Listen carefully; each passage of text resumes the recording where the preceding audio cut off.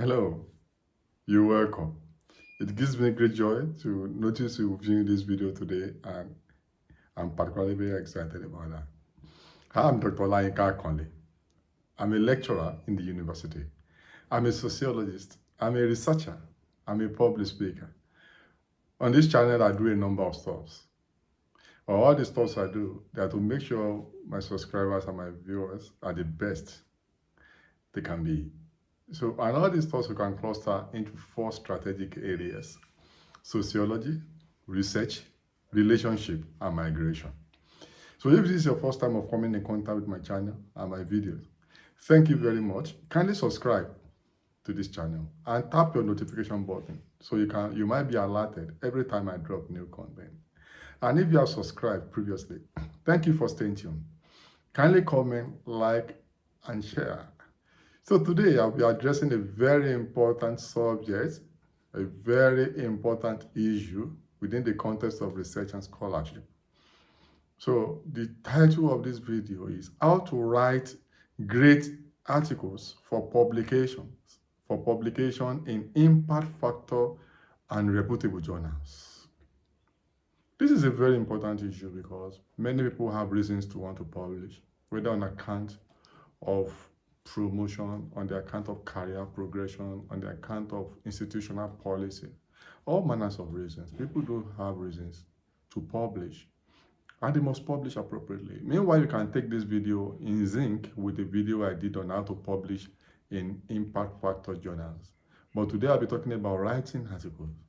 That one was just how to publish generally, but this one I want to talk about how to write such articles for publication. So you can watch this video and watch the one I dropped previously on how to publish in impact factor journal or be published by reputable publishers. You can also take this in sync with my video on how to get fantastic topic for your project. So I strongly recommend those 2 videos in line with this, so you are strategically sufficiently empowered. So, and number one thing you have to do is that it's good you are watching this video. That means you want to publish, you want to write great articles for publication in impact factor journals or reputable journals. So it's good. So you have to, because the first thing is for you to be self-aware and self-realize that you want to publish in impact factor or high-level journals globally, because it's very important. So number one thing you need to do is that, and number 2 you have to do is that you have to research something new. Make sure you do cutting-edge researches. Don't just write on topics that are already flooded. If you want to write a paper and you put the title or your idea in Google or other search engines and in journal databases, and you find thousands of publications on it, probably that place already overflowed. So if you put your title or your idea in search engines and you don't have returns, or you just find no idea, or you say is there a mistake in your keywords, that means probably you are doing something new, and every journal want to publish something very new. So research something new. Be sure, do cutting edge researches, be interested in writing papers on fresh ideas. Then you have to be thoughtful, you have to reflect. You can't write good papers randomly. You have to take time to reflect and be sure that you conceptualize your ideas very well. One important thing you will have to do is to do massive literature review in that area.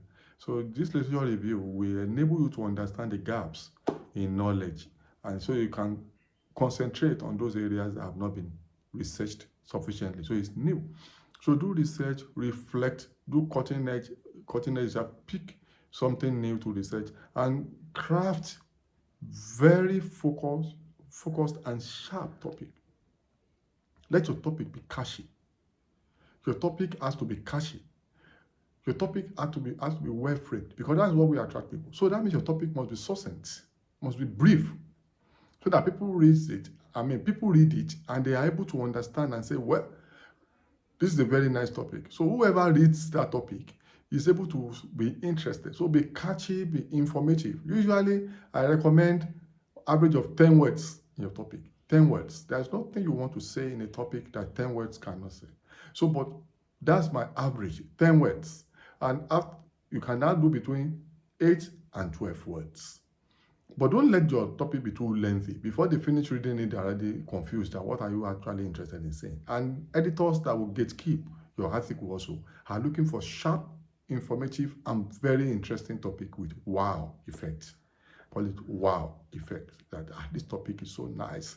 So take time, be deliberate to about your topic. Now, create an outline. If you want to write an article, create an outline. You need outline, synopsis of what you want to cover in that article. Because from my experience of publishing, I've seen standard outlines. Though every journal also has what they call in-house style guide. That is, you have to be familiar with the style guide because you have to match your topic, your research with particular journals. That's a very important, with particular journals. That's very important. So once you have your topic, once you have your research idea, you must be able to know the journal that will be suitable. So that means you must understand the vision and mission and focus of journals so that you don't get rejected too quickly. Because if you send to an editor, the editor will gatekeep and see your work, your title, and your abstract in line with their own scope. So once the scope of your own paper and the scope of the journal do not align, they simply reject it on account of out of focus. So you need to be familiar with the style guide, how do they want it to be arranged, and their mission. And the way you can also pick your journal is to, there are many, you can look at your list of references to know the journals. During the course of your literature review, you will have seen journals that publish in that area. Then you are able to pick the best one, the strongest one among. Don't be afraid of this journal is too competitive. I want to, my likelihood of rejection is high. No, people that publish there, they don't have two heads. They are human also, so you can also appear there. And I've been fortunate to appear in some journals I never imagined I would be able to appear in. So just try as much as possible. Don't settle for journal of less quality because you are sure you will be accepted in those places. That's not the way it was. Target the strong ones. So make sure you understand the focus and you align, and you can search online around your topic and see journals that publish something related. So you can pick that. So create an outline. So the style guide will tell you if you are targeting a journal in the course of your writing, the style guide, how many sections, word counts, and some ideas they want you to follow. But generally speaking, I usually, aside looking at style guide, I have my own, from my experience of working with people and publishing, I discovered that there is nearly a standard format for all journals. I've seen that it doesn't matter the in-house style guide. I try to write my articles following that outline, and I will share that outline here. So, and I've seen that when I send it to these journals, and the outline will nearly be the same. So I usually pay attention to my outline and my ideas, the novelty or the niche of my research in my writing, rather than even those style guides, because I know that the style I'm going to follow, aside the references, will nearly be universal or universally acceptable. So you have to create an outline. Then you must bear in mind the fact that there is usually word count. So most journals, the average is between 5,000 and 8,000 words. That's the average. So bear that in mind. Bear that in mind. You will need between 5,000 words and 8,000 words. And there are some strong journals who will believe that 5,000 words, are too small. 5,000 words are too small. So I try to target, at least based on my area of experience, between 5,000 and 8,000 words. So that your ideas can be developed. But it depends on your discipline and the journal. Don't forget. Then, now your outline will start from topic. The topic definitely must communicate your idea, the ideas you want to push in that article. So your topic must be smart, must be simple, measurable, achievable, researchable, and time-bound. Your topic must be something you can cover within the scope of that article and within the time of the article. So if you look at my article, video on how to get fantastic research topic for your research or your project, You will get some insight about this. So you can get your topic from literature review, once you have, then from your experience, maybe your experience, you are a professional, you've seen things and say, wow, this will be major contribution to knowledge. So you can then maybe suggestions. If you're on a PhD or if you're on your master's, for example, or your supervisor can suggest.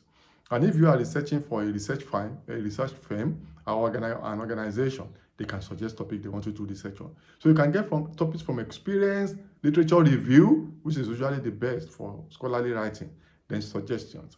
To get this topic and get this topic to be smart, sharp, and so after the topic, you will need to have an abstract. Abstract should normally follow, usually the average is 100 words to 250 words. Except you have some journals that request short abstract and extended abstract. That's when you can be talking about maybe 400 or 500 words. So usually it's between 100 and 250 words for most journals. And this your abstract must follow logical sequence. The standard sequence of abstract is you must have your background, where you problematize the issue, why the work is important. You have your objectives. Then after the objectives, you can you tell us the theory that you used, your methodology or methods you used to do the research, your findings, major findings, and maybe your conclusion from your findings, and maybe your recommendation. So all of this in not less than between 100 and 250 words. It's possible, it's doable. You just have to be brief and sharp. So after your abstract, you'll be expected to have background and introduction. Please don't write articles you want to publish like a thesis or a student project. I've seen some people, the journal I edit, I've seen some people send, or when I review for journals, I review for many big time journals as peer reviewers. And when I see some articles, they send articles as though it's as if they're just compressed student project, talking about the thesis, just randomly compressing. You see people talking about abstract, introduction of background, status of problem, objectives, hypothesis, literature review. No, that's not the way. You have to, if you want to convert a project to publishable article, you have to compress it and reformat it in the way I'm talking about it now. After your topic now, you done the abstract the way I've mentioned it. Then the next is to have introduction and background. So if you are going to bring the work from a thesis, you have to then compress your statement of problem and your introduction. Compress it strategically in a way that everything becomes introduction. Around 1,500 words. Sharp. In this introduction, we want to see the highlight, the synopsis. You follow the objectives or research questions, and why is the work very important in this introduction and background. That's the second section. Now I've spoken about the topic, I've spoken about the abstract. Now I'm talking about introduction and background. So don't write it as if you are just writing student project. No, they're two different things. Journal articles are totally different from student project. And if you want to compress your dissertation, your thesis, your undergraduate project as journal articles, then you have to reformat to follow topic, abstract, and introduction. The introduction will then tell us what the problem is. Usually around 1,500 words. Sharp, fully referenced using new recent references that will show us that this work is indeed cutting edge. After that, we will have, though you can create literature review section, but I usually don't do literature review. And I know mature people who write articles don't usually create literature review section. They will use their objectives. They can collapse their objectives, maybe two objectives, to form a section on a subject. We don't necessarily call it literature review. We don't need to call it literature review. Just create it's only people and also, very experienced people don't create a literature review section after introduction in an article. They simply use the objective to create section, and they engage intellectually in strategic review of literature, systematic review of literature under that subheading. And you can create one or two subheadings in this area. Or you just collapse your objective and form a single subheading after your introduction and background. This subheading, you then review literature strategically under it. We don't necessarily call it literature review. So all you are still trying to do is to show us the gap, usually 1,500 words. If you want to break it into 2 sections, fine, but 1 section is fine, so you can have enough time for other sections. So 1 section, you just collapse your literature review into this section and review literature. Engage literature in a way that will show us the gap and why your work is important. That's your idea. That's what you want to bring out of it. What have been done and what has not been done. What has been done and what has not been done that you want to do. What is the gap? What are the gaps in terms of context, in terms of data recency, in terms of methodology, in terms of social problems, that we can say, wow, this work is very good. People have worked in this area, but they have not done what this person wants to do. That's what you want to do in that place. 1,500 words, fine. Then after that, you go and create a methodology section. This is very important. We want to see how you are able to do the research effectively. This methodology section should not be more than 1,000 words.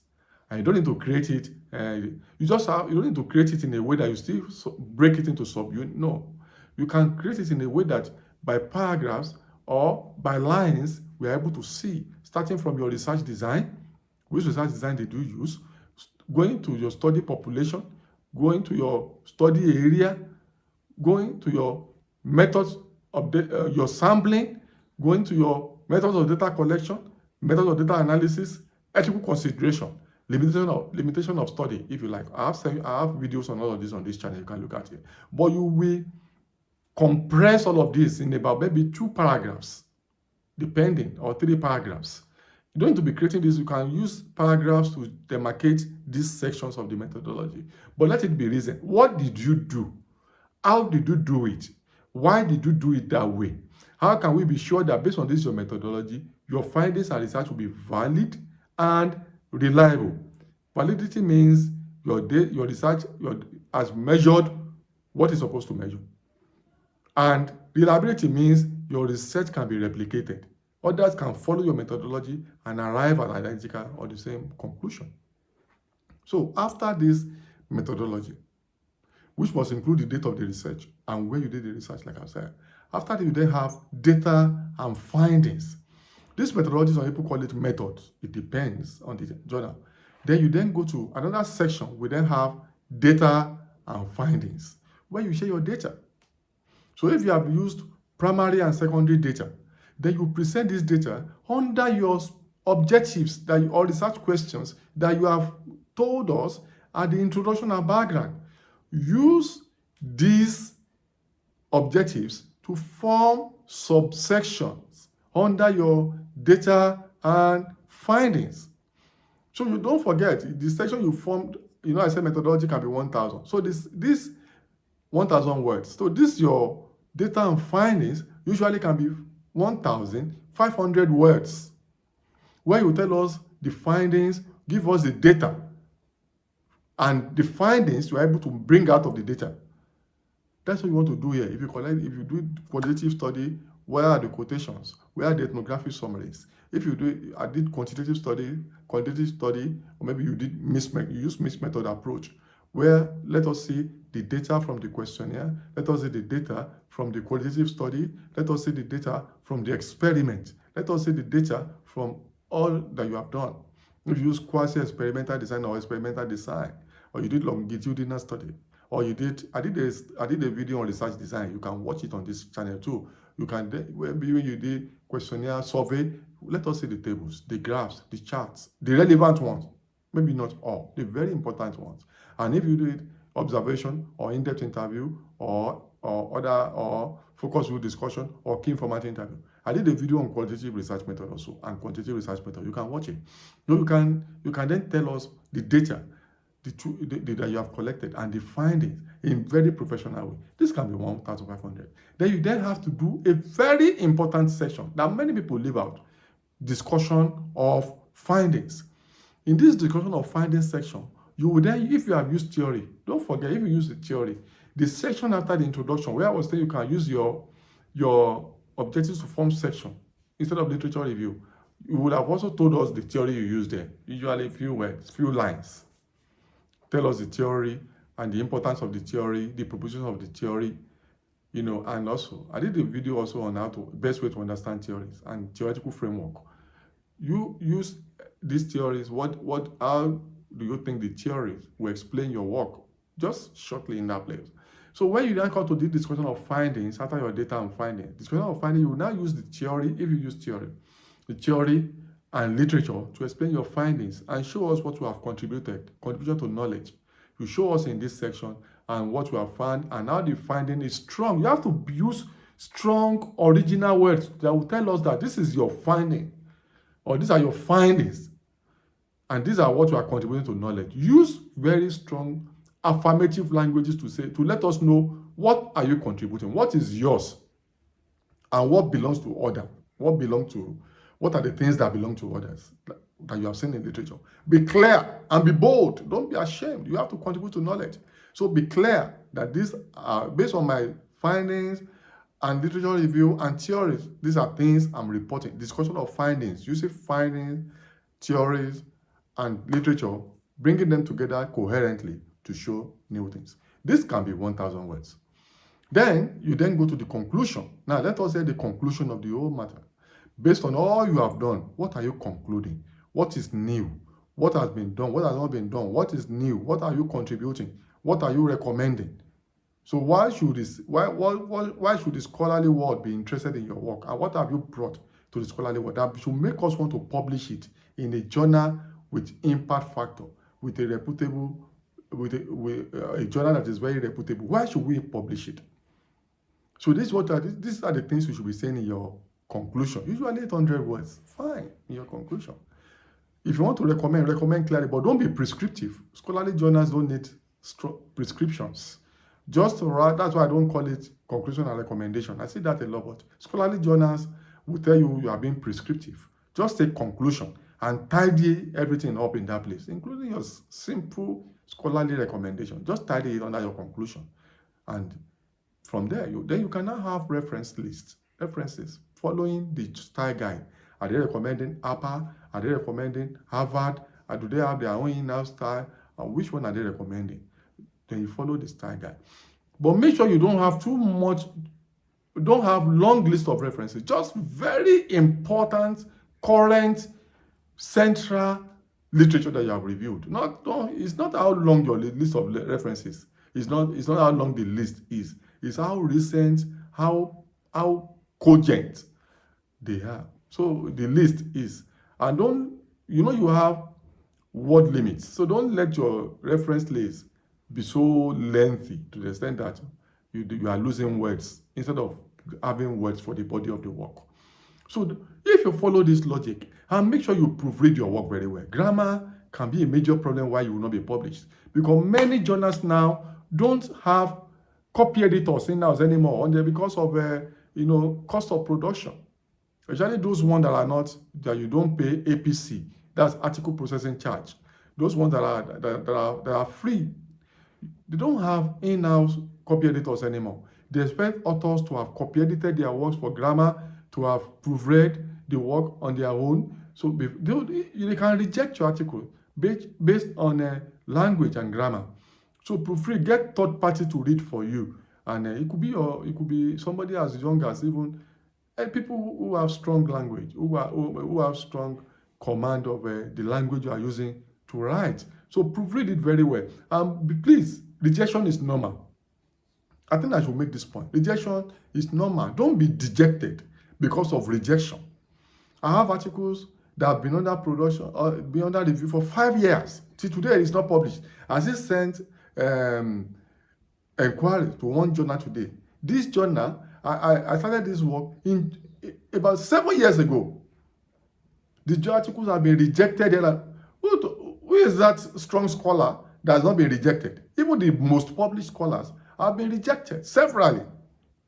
And it takes time. Please be aware, it takes time to publish in impact factor and reputable journals. This is what I've just told you now. I have articles that have been under review for 7 years, yet to be published. It was just accepted maybe this month. Just accepted this month. I just sent the clean copy to them after 7 years. 7 years. Is it even 7? 9 years. I started the work 9 years ago, and I sent it for publication. It's been 5 years in process, and it's still not out after previous rejections. I've submitted paper that were a paper that was accepted, again rejected from promotion, from production. I had to take it and take it somewhere. It's published now, even in a better place. So don't let rejection lead to your dejection. Take it in your stride. It doesn't mean that you are a poor scholar. It just means they don't want it. Tidy it up and revise it and send to somewhere else. And it takes time. So you have to start on time and keep doing it. Don't get tired. Don't beware of predatory journals. These are the ones that will publish your article within 1 week, within 2 weeks, with all the errors, with little or no peer review. So predatory journals, please beware. Even if you have 1,000 journals, articles in predatory journals, they are equal to 0. So don't be so much in a rush. Make sure you pick your articles, your journals carefully. Don't go for predatory journals. So that means you have to work in advance. Don't be so much in a rush. Don't be discouraged by rejection. And now, check the journal scope. Also, check indexing and the matrix of the journal. What was the impact factor? Who is the publisher? Is it a reputable publisher? In my article on how to publish, in my video on how to publish in impact factor and reputable journals and publishers, I told you some list of publishers. So beware. Publish with good publishers. Make sure you publish in standard, not predatory journals. And check the matrix. Is it Scopus Index? Is it index in International Science Index or IBSS, International Bibliography of Social Sciences, or Web of Science or Scopus? Or is it indexed in demographic, Department of Higher Education and Training in South Africa? Is it in IBSS, ISI? Is it in Web of Science? Is it in Scopus? You have to check when you go, before you submit to any journal, check their website. You'll be able to see the metrics. What's the impact factor figure? And where is the journal index? These are very important. Where is it? Where are the places the journal, where, in what index can you find the journal? So this is very important, the publisher, the indexing, and the rest of it. And make sure that you get sample articles from the journal. A lot of the journals have sample articles on their website that you can download free. So it gives you an idea of once you get to any journal article, try to browse it. You can say sample article. They usually leave 1 or 2 there that you can download free. So you can look at it. What's the logic of their presentation? And some other things you can get inspiration from those things. So if you follow this pattern, these issues, this highlight I've given you, you are likely to be able to write great articles that will be published in reputable journals and impact factor journals. But be deliberate about it and start on time and don't be in a hurry. I've been deliberate in this video because of demands. People have demanded that I make this video. And please watch carefully and give me your feedback. But if you follow all this I've mentioned, you will soon appear in the biggest of journals. But be consistent. Consistency is very needed. It's very needed. And when you receive feedbacks, be humble enough to take the feedbacks and revise. Some people, once they give them feedbacks, they are angry, they are demoralized, they can't continue. No, take it. You are also building capacity in that light, and through those revisions, you are building capacity, and you are getting muscles, and you are being exposed, and you are sharpening your skills. So when you get comment, doesn't matter how lengthy, sit with it, sit with the comments, sit with the list of comments, and make sure. And always target big impact factor reputable journals. No to predatory publication. Until I see you in the next video, kindly subscribe and share this video as widely as possible. And drop your comment.